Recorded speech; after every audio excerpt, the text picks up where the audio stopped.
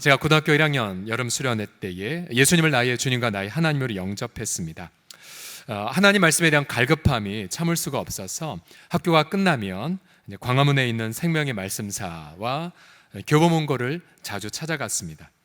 교보문고로 기억을 하는데요, 제가 서서 책을 읽고 있는데 우연히 어느 분이 다른 분에게 종말론을 아주 정확하게 정리하시는 것을 우연히 들었습니다. 우리 종말에는 두 가지가 있습니다. 하나는 개인의 종말이고 또 하나는 세상의 종말입니다. 그래서 종말을 잘 준비한다는 내용, 30년이 넘었지만 여전히 마음에 잘 기억이 되고 있습니다. 이 베드로후서를 보게 되면 이 두 가지의 종말이 모두 다 잘 등장하고 있습니다. 베드로후서 1장에 보게 되면 베드로 자신은 자신의 떠날 날이 얼마 남지 않았음을 밝히지요. 아마 로마에서 순교를 직감했든지 아니면 병들어 쇠약해진 자신의 몸을 보고 이야기했을 것입니다. 얼마 전 한 교우의 아버님께서 수술로를 받으셔서 신방을 제가 갔는데요, 아버님 병상에서 이렇게 고백을 하셨습니다. 이제 주님이 부르시면 언제든지 떠날 수 있도록 주님 앞에서 더욱 잘 살도록 기도해달라는 요청을 하셨습니다.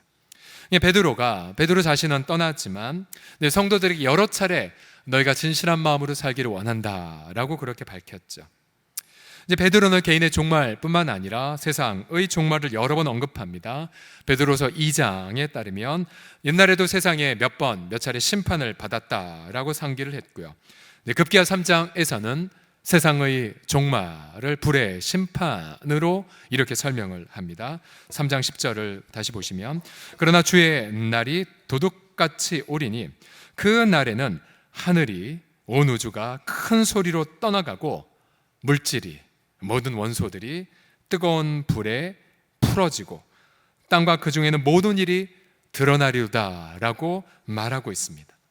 그러니까 오늘 하루가 시작되었다는 것은 저와 여러분의 개인의 종말이 하루 더 다가왔다는 것이고요, 또한 오늘 하루가 전 인류에게 허락됐다는 것도 결국 세상에 임할 종말, 그 불의 심판이 곧 하루 다가왔다는 뜻입니다.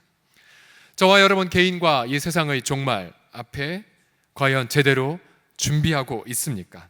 성경은 그 종말을 말하면서 바로 3장 9절에 따르면 회개를 통해 준비해야 함을 말하고 있죠. 3장 9절 오직 주께서는 너희를 대하여 오래 참으사 아무도 멸망하지 아니하고 다 회개하게 이르기를 원하신다고 말합니다. 주님은 저와 여러분이 멸망하지 않고 다 회개하여 영생을 선물로 받기를 원하십니다. 과연 하나님은 얼마나 우리 한 사람 한 사람이 회개하기를 원하실까요? 8절을 다 같이 한번 읽어보겠습니다. 8절 시작. 사랑하는 자들아 주께는 하루가 천년 같고 천년이 하루 같다는 이 한 가지를 잊지 말라. 결국 종말이 더디 오는 것처럼 보이는 것은 바로 하나님의 시간과 우리의 시간이 서로 다르기 때문이죠. 바로 하나님께는 하루가 천년 같고 천년이 하루 같으면서 결국 아무도 멸망하지 않고 다 회개하기를 지금도 목 놓아 기다리고 계십니다. 그렇다면 우리가 회개하기까지 하나님의 그 시간은 과연 무엇으로 채워져 있을까요? 오늘 본문을 보게 되면 두 가지로 하나님의 시간을 채우셨는데요, 첫 번째로 우리가 회개하기까지 하나님은 당신의 그 시간을 눈물의 기다림으로 채우십니다. 따라 하시겠습니다. 눈물의 기다림. 시작.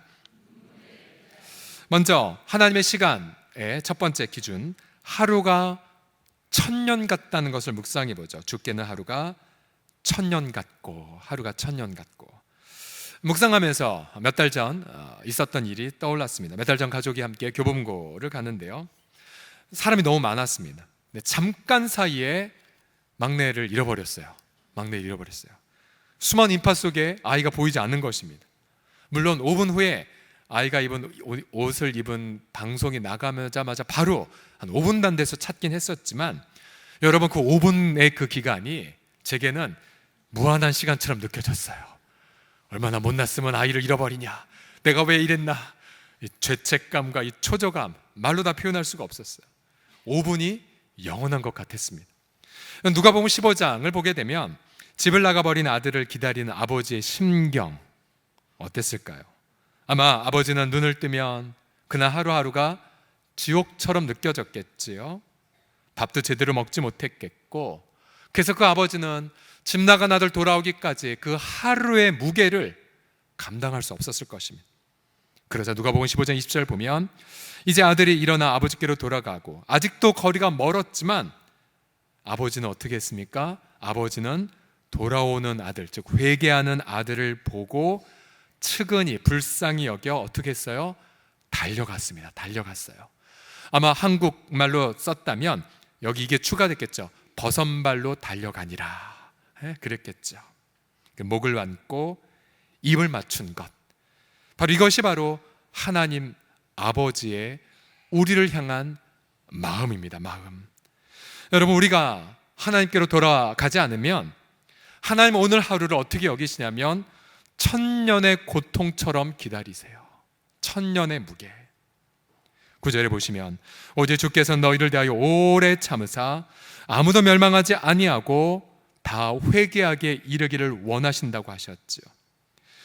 아무도 멸망하지 않기를 원한다. 여러분, 이 구절 속에 담겨 있는 아버지의 그 무한한 눈물, 우린 다 헤아릴 수 없습니다. 여러분, 그 하나님께서 당신의 자녀들이 교만과 반역으로 하나님을 떠날 때에, 또한 교만과 반역으로 하루하루를 자녀들이 낭비할 때, 여러분 그 하루는 하나님에게는 영겁의 고통을 안겨다 주는 것이죠.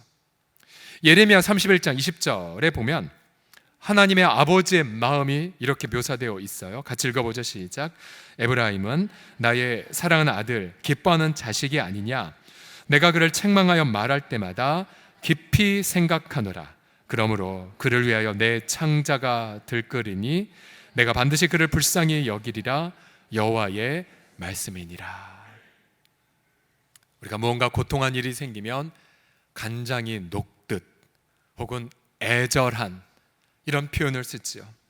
하나님도 회개하기까지 당신의 창자가 다 끊어지는 듯한 고통을 겪는다고 말씀하세요.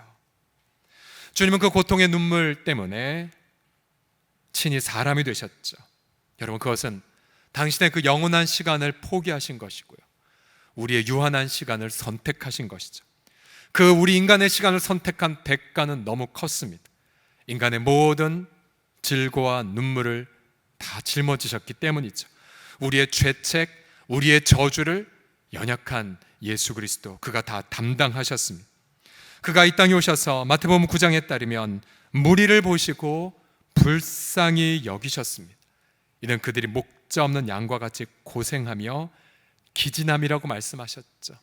저들이 반역하여 하나님을 떠난 그거에 대한 분노보다는 목자 없이 고생하는 자녀들 때문에 예수님은 날마다 고통하며 눈물 흘리셨습니다. 그 고통이 너무나 크셨기에 십자가를 지시기 전 주님도 인간이기에 아빠 아버지요, 모든 것 가능하시죠?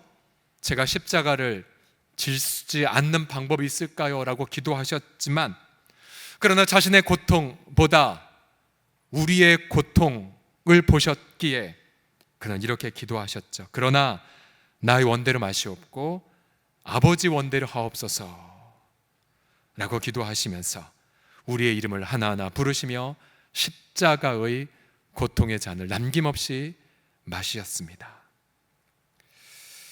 여러분, 우리 주님은 그의 자녀들에게 선물을 아낌없이 부어주세요.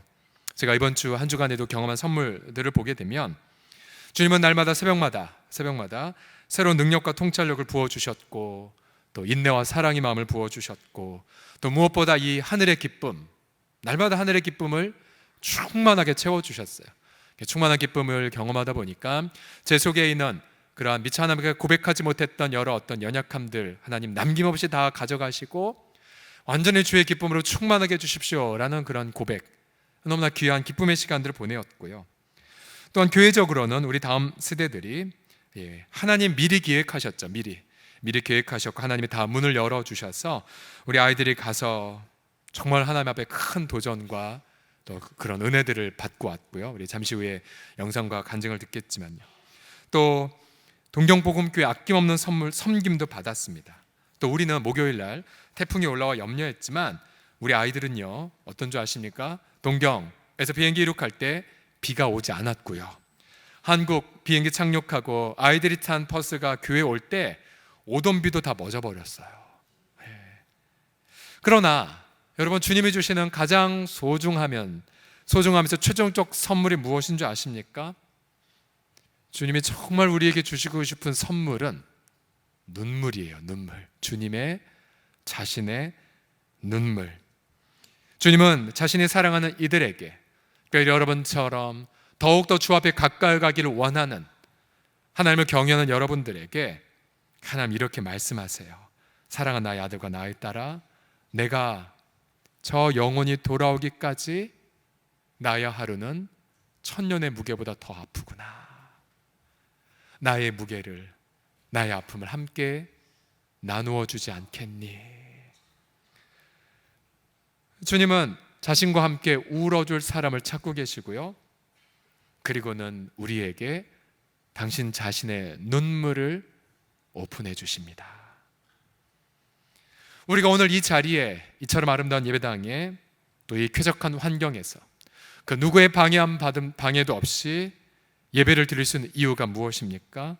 바로 우리 앞 세대가 그 주님의 눈물을 선물로 받아 누린 결과이기 때문이 아니겠습니까? 여러분, 지금도 밤이 되면 주님 앞에서 그 눈물을 흘리는 많은 우리 기도자들이 있으세요. 본당에 와서, 또 저 글로리아 홀에서, 또 지난 여름에, 정말로 뜨거운 여름에도 불구하고 아론과 홀 중보기도실에서 우리의 중보기도 사역하신 분들은 쉬지 않고 저와 여러분들을 위해서 눈물 흘리셨어요. 눈물 흘리셨어요. 주님의 선물은 눈물이란 것. 올 여름도 무척이나 더웠지만 오늘 날씨가 더울수록 저는 성도들을 바라보며 감사함과 미안한 마음이 이번 여름에 많이 교차했어요. 이런 거죠. 날씨가 더울수록 이런 생각이 들었습니다. 어떻게 작년에 서울 37도였는데 우리 그렇게 많은 성도들이 파주에 가서 복음 전하고 사랑을 전했나. 감사함과 미안한 마음, 이렇게 더운데 고생시켰다니. 또 한 가지 마음은요, 또 블레싱 코리아와 또 주일학교 사역을 함께 여러분이 준비하고 기도하고 헌신하시면서, 어떻게 우리 성도들이 두 가지를 다 감당했나, 우리 교역자들도 포함해서요.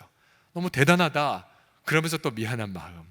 그래서 8월 들어서 곳곳에서 우리 성도들이 이런 얘기를 제게 들려줬어요. 목사님, 저 휴가 갔다 왔어요. 목사님, 저 어디 갔다 왔어요.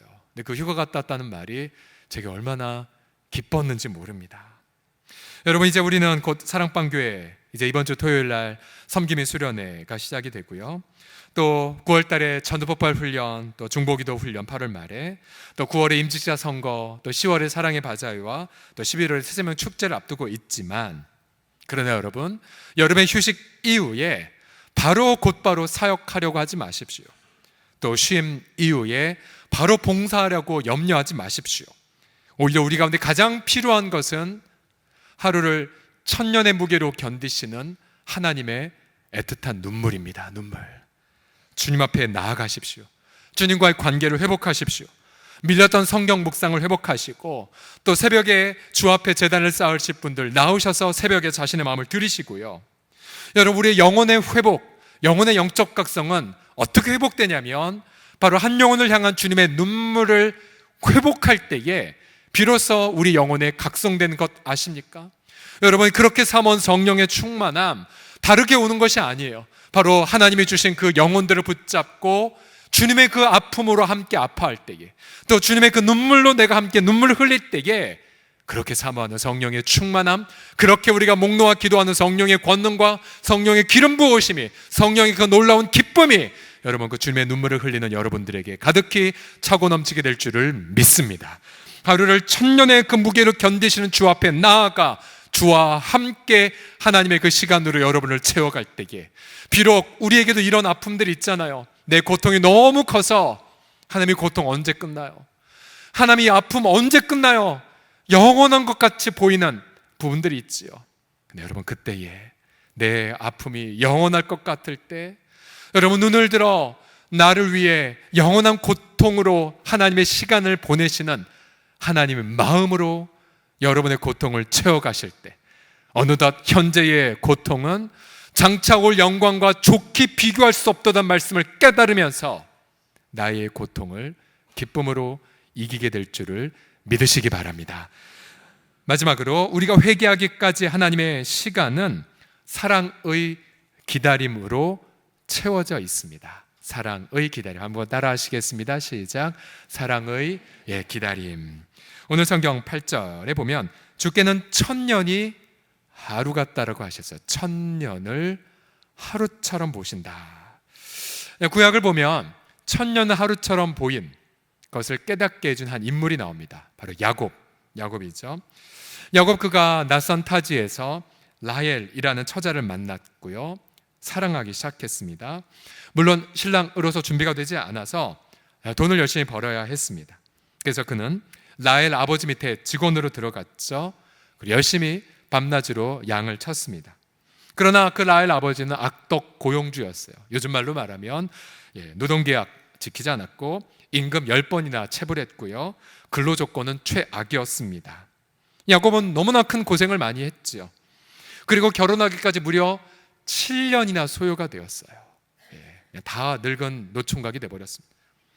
그러나 야곱은 그 긴 7년 또 그 어려운 고난을 어떻게 체감한 줄 아십니까? 창세기 29장 20절을 보시면 야곱이 라헬을 위하여 7년 동안 라반을 섬겼으나 라헬을 사랑하는 까닭에 7년을 뭐같이 여겼다고요? 며칠같이 여겼대요. 며칠같이. 사랑 덕분에 긴 시간은 짧게 느껴졌고요. 사랑 덕분에 그 긴 말할 수 없는 고통도 찰나로 여겨졌다는 사실이에요. 하나님에게 이 원리를 한번 살펴보시면은 우리 하나님은요, 저와 여러분이 태어나기도 전에 사랑 안에서 저와 여러분을 선택하셨어요. 또한 저희가 태어나서 무슨 선과 악을 행하기 이전에, 또 저희가 예수님을 만나기 전에, 또 저희가 서롱성교를 다니기 이전에 이미 하나님은 사랑 안에서 조건 없이 우리의 이름을 부르시고 우리를 택정하셨어요. 마치 여러분 부모가 자녀가 말을 배우고 걷기를 어떻게 기다리세요? 기쁨으로 기다리시고, 또한 수많은 그 육아의 그 수고, 육아의 수고 얼마나 우리 자매들 많이 수고합니까? 그러나 그 육아의 수고에도 불구하고 아이가 자라는 것에 대한 기쁨으로 그 모든 고난을 찰나로 간주하지 않습니까? 우리 하나님은요, 그 하나님의 그 마음의 중심 속에 우리를 향한 기쁨의 기다림이 가득하세요. 그래서 그 하나님은 우리 이름을 부르고 계시고, 또 우리가 어느 날 예수 그리스도를 영접할 것을 미리 바라보고 계시고, 또한 영접할 뿐만 아니라 여러분들처럼 예수 그리스도를 열심히 닮아가도록 헌신하는 장면이 미리 하나님 눈에 보이고 있고요. 또 하나님의 마음에는 교회 공동체마다 영적 각성을 경험하여서 정말로 우리가 기도하는 것처럼 세상의 소망이 되는 장면을 미리 보고 계시고, 세상의 기쁨이 되고 세상의 해답이 되고 지역사회 목민센터가 되는 것을 하나님 미리 바라보고 계세요. 하나님은 그 기쁨으로 인하여 이 시간을 기쁨으로 기다리고 계십니다. 기쁨으로 기다리고 계세요. 하나님은 그 기쁨의 기다림의 시간 동안 우리에게 좋은 것, 아름다운 것 아낌없이 부어주시고요, 때로는 인생 속의 고통과 상실도 잠시 허용하시지만, 그러나 그 속에서 하나님의 그 영원한 시간 속에 있는 그 달콤한 꿈이 저와 여러분이 이루어지도록 지금도 역사하고 계십니다. 여러분, 고 이관희 집사, 오은주 집사의 부부의 이야기들 아마 방송에서든 영화에서도 한번 보셨을 거예요. 그러니까 교회 오빠라는 것으로 이제 최근에 책으로도 이제 출간이 되었는데요. 이 부부 남부럽지 않은 부부였어요. 오은주 집사는 중학교 교사였고, 음악 교사였고, 남편은 퀼컴 코리아의 차장이었어요. 아주 잘 나가는 부부였었고, 또 둘은 결혼하고 3년 만에 아주 이쁜 딸을 낳았고요. 그러나 산후조리 채 되기도 전에, 출산 한 달도 되기 전에 남편이 대장암 4기 판정을 받았어요. 3개월 후에 아들의 암을 비관한 시어머님께서 집에서 극단적 선택을 해버리셨어요. 그리고 4개월 후에 아내 오은주 씨도 혈액암 4기를 받았어요. 1년 안에 이 모든 일이 다 일어났어요. 열심히 기도하는 가정이고, 또 이관희 집사는 또 말씀 묵상을 잘하는, 말 그대로 교회 오빠, 너무 귀한 가정인데도 불구하고 이 부부는 암과 절망과 함께 사투해야만 했습니다. 그러나 이 부부는 한 방송의 다큐에 제안에 수락을 했어요. 그들의 기도 생활, 또 그들의 이 수많은 투병 생활이 방송에 다 드러났죠. 흥미롭게도 모든 그 PD와 방송 스태프들은 다 안 믿는 분들이었었어요. 근데 그들의 시선에 비친 이들의 시간, 이 부부는 방송에 응하면서 이러한 고백을, 이러한 사명감으로 고백을 했습니다. 이분의 책을 보게 되면 세상을 향해 나의 능력을 과시해야 하고 내 존재의 가치를 입증해야만 살아남을 수 있는 이 시대를 살아가는 많은 분들에게 이런 저의 모습은 적지 않은 충격을 던진 듯합니다. 저는 이 촬영이 환자의 때에 제게 주어진, 그리고 큰 고난을 겪고 있는 저희 가정에 주어진 사명이라 생각했기에 철저하게 무너진 저의 삶을 있는 그대로 주님께 내어드렸을 뿐입니다 라고 고백했어요. 부부의 종말이고 개인의 종말이었겠지만 그들은 주님 앞에 진실한 마음을 심지어 믿지 않는 사람들 앞에서도 다 드러내는 선택을 했던 겁니다. 고 이관희 집사가 자신의 사랑하는 엄마 우울증으로 인해 극단적 선택을 했던 그 현장 속에서 그가 했던 첫 번째 고백은 이것이었어요. 그래도 주님만을 영원히 사랑하겠나이다.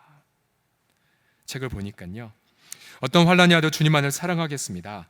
일생의 절대절망 속에서 좌절의 나락으로 빠질 수밖에 없었던 제 삶을 구원하시기 위해 제 안에 성령님께서 극적인 반전을 이루셨음을 저는 확신합니다 라고 고백했어요.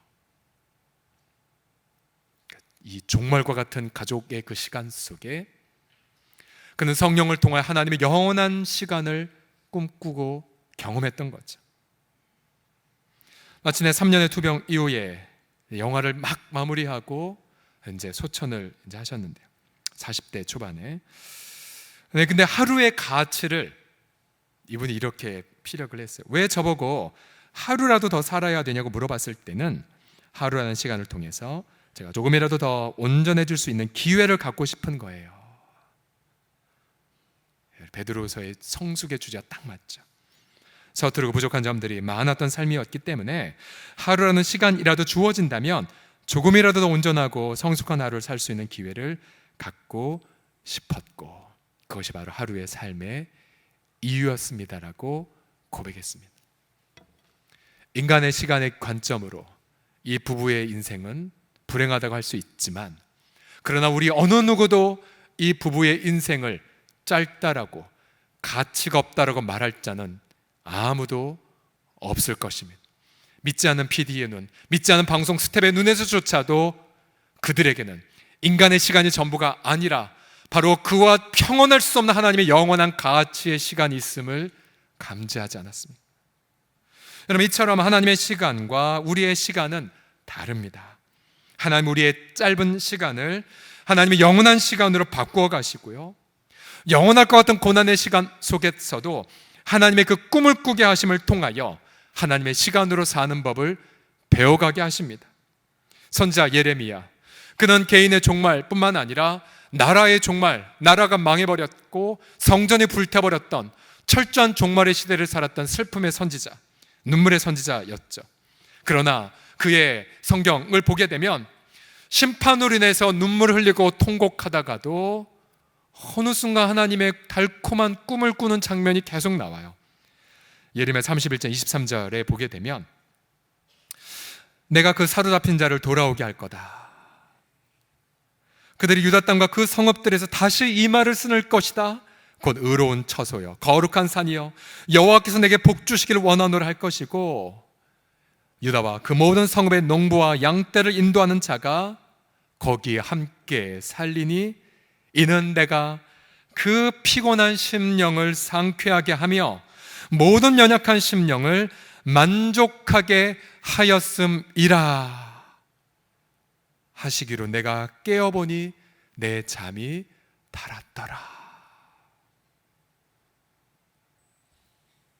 인간의 시간이 다 끝나버렸지만 성령을 통해 하나님의 시간표를 예레미야가 보았고 그 달콤한 굼 덕택에 고통의 시간을 인내하며 승리할 수가 있었습니다. 여러분, 지난 여름 성경학교 중고등부 수련회 시설도 너무 좋았고요, 프로그램 너무 탁월했고 우리 교육자들 얼마나 탁월하게 말씀을 전했는지 모릅니다. 그러나 또 가장 중요한 감동적 프로그램이 있다면 그래서 우리 교사들이죠. 교사들 휴가 받고 가게문 걸어 잠그고 헌신했던 우리 교사들, 그들의 꿈이 과연 무엇입니까? 바로 그들의 꿈은 다음 세대가 열방을 제자 삼는 자로 변화되는 것, 예배자가 되는 것, 그것이죠. 그래서 오늘도 교사들은 그 하나님의 시간표에 사로잡혀 바로 자신의 시간을 그렇게 하나님 앞에 드리고 있죠. 물론 아직 맡겨진 아이들이 예수님을 알지 못할 수 있고 때론 부모조차도 교사들을 냉대할 수 있어요. 그렇죠? 그러나 교사의 시간은 하나님의 시간이 이루어지는 기회입니다. 동일하게 교회의 모든 봉사도 나의 시간의 기준으로 섬기는 것이 아니라 하나님의 꿈을 꾸면서 하나님의 시간으로 그렇게 섬기는 그런 귀한 시간이죠.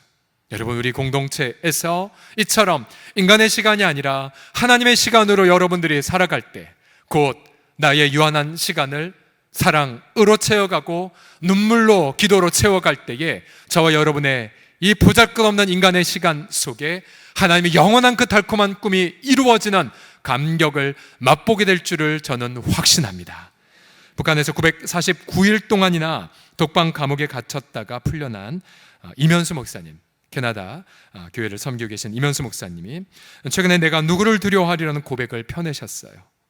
체제 전복의 죄로 처음에 사형 판결을 받으셨다가 이제 외국 시민권자이기에 종신형으로 그렇게 감형되어서 무려 3년 가까이 북한의 독방에 혼자 계셨던, 혼자 밥 먹고 혼자 예배를 드렸던 그 시간. 근데 그 목사님은 그 시간을 굉장히 행복하게 추억을 하세요. 어쩌면 개인의 종말 같은 시간이고 또 자신의 미래의 꿈이 다 사라진 것 같은 시간이지만 오히려 목사님은 그 감옥에서 기가 막힌 행복을 여러 번 피력하셨지요. 목사님이 수용소에서 노동하면서 가장 많이 부른 찬송이 이 책에 기록되어 있습니다. 나는야 친구 되신 하나님과 푸른 초장 한없이 거니네, 손을 잡고 기쁨을 나누면서 단둘이서 한없이 거니네. 지나간 날들 내게 말씀하며 앞날에 될 일 내가 들을 때 믿을 수 없는 꿈만 같은 사실 믿으니 이 세상 천국 같네. 나는야 친구 되신 하나님과 영원히 다정하게 지내리. 천지는 모두 없어진다 해도 우린 영원히 지내게 되리.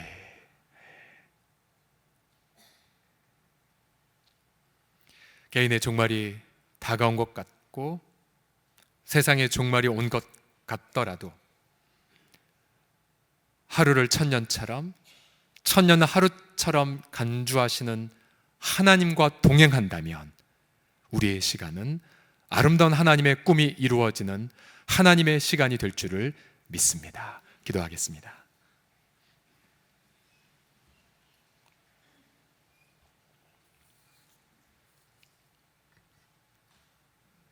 오늘도 우리의 회개를 위하여 목 놓아 울고 계신 하나님, 또한 당신의 그 달콤한 꿈으로 이 고난을 기쁨으로 인내하게 하신 하나님, 우리의 눈을 열어 우리의 이 연약한 인생에 우리의 시선이 빼앗기지 말게 하시고 눈을 들어 그리스도와 계신 하늘을 바라보며 눈을 들어 그리스도의 심장 속에 기쁨으로 불타고 있는 하나님의 달콤한 꿈에 사로잡히게 하여 주셔서 우리의 인생을 하나님의 시간으로만 가득히 채워가게 하여 주시옵소서. 예수님의 이름으로 기도드립니다.